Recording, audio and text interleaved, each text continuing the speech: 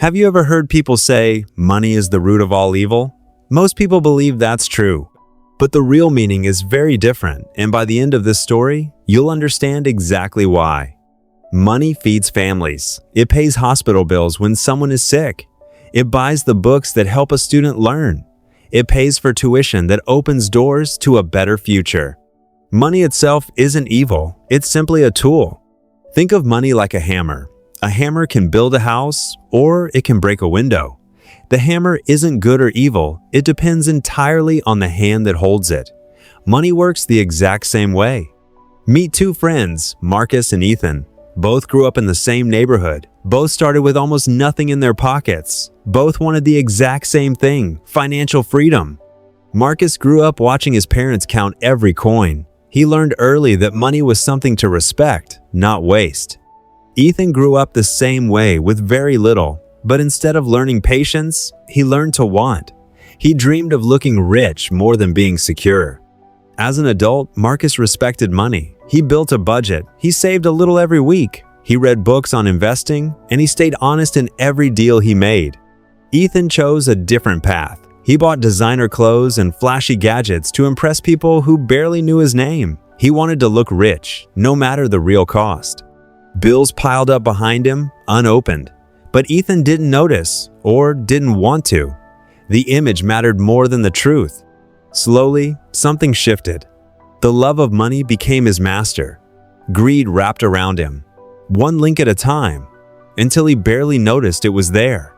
Meanwhile, Marcus kept moving quietly forward. Year after year, his savings grew. He wasn't in a hurry, he was building something that would last. Ethan wanted results faster. He borrowed money he couldn't easily repay, chasing a shortcut to the life he'd always imagined. The more money Ethan made, the more he wanted. He began cutting corners, small lies to customers, unfair deals with partners. Greed, it turns out, has no finish line. Marcus faced temptation too. Someone once offered him an easy, dishonest deal with a big payout. He said no because he knew a shortcut built on lies isn't wealth at all. Because people trusted him, Marcus's business grew. Clients came back. Employees stayed loyal.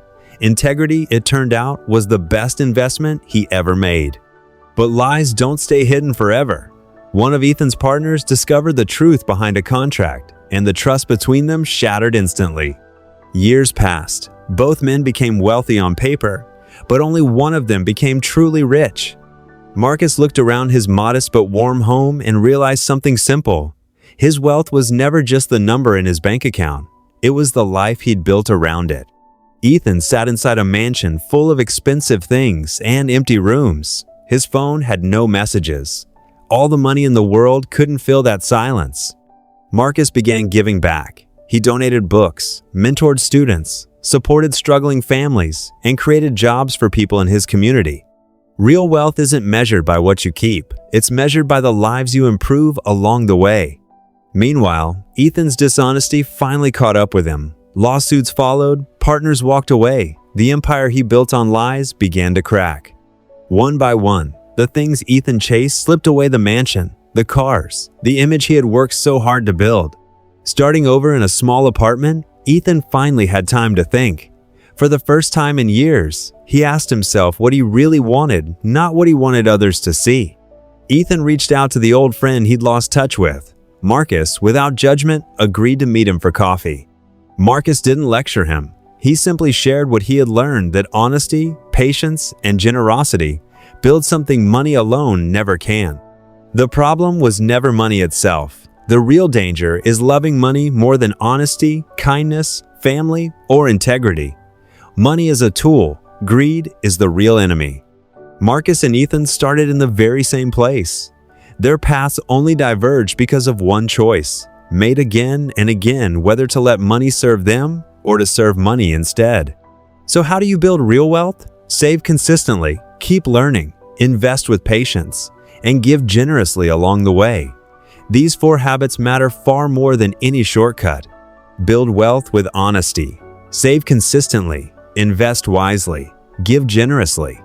Money can change your life, but your character determines whether it changes the world for better or for worse.